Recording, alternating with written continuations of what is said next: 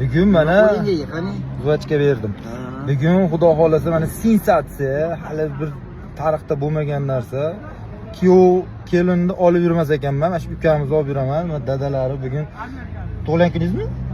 Tug'ilgan kuniga sovg'a qilib meni chaqirishdi. To'yda mana shu bolani olib yuradi. Ha, kelin kuyovda o'tirgizmaymiz, hech kim o'tirgizmaymiz, o'zimiz yuramiz. Shu bolani olib yuraman ekan. Zakaz. Amri vojib. Nechaga kirdingiz? Otingizni 5 ga kirdingiz. 6 ga kirdim doring, xo'pmi? Birov so'rasa. 6 ga kirdingiz bugun.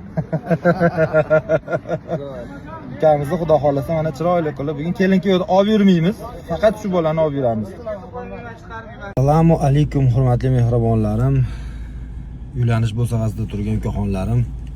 Kecha bitta savol bo'lib qoldi. Aka, nima qilsak, qana qilsak shu kelinda yaxshi qizni tanlasak bo'ladi, qana qilsak bo'ladi deb. Oho, uning maslahat bergani juda ham ko'pda endi kriteriyalari.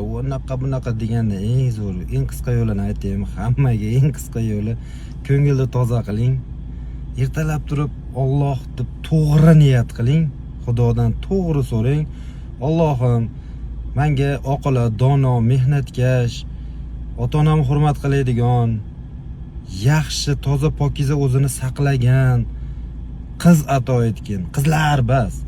Bag'iga e'tibor beringlar. Haligi Alloh eshitguchidir.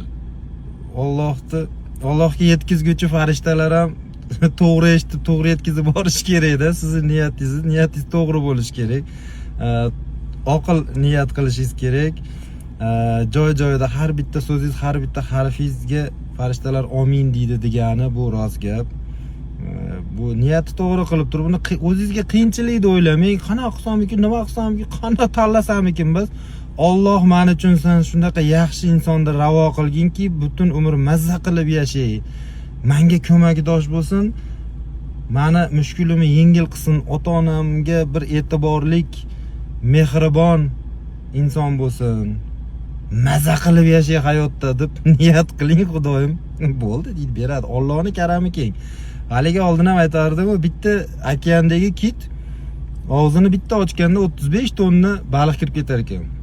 Bir kunda bitta og'zini ochishida endi necha mahal og'zini ochadi, Xudo biladi endi. Endi o'sha 35 tonna baliqni bittagina kitga berayotgan Xudoyim siz bilan menga jindekkina bir baxtni berib berishi bir muammo narsa emas. Faqat sizni to'g'ri so'rovingiz, sizni to'g'ri munosabatingiz va manatigi ko'ngildagi zarracha g'uborni yo'qotishingizda, birovga kibr qilmasligingizda, birovga yomonlikni o'ylamasligingizda bo'ladi.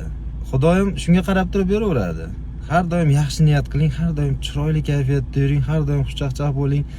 Yaxshi narsani o'ylang, Xudoyim yomonlikni bermaydi. Alloh hech kimni yomon qilib yaratmagan. Alloh suygan bandalari biz.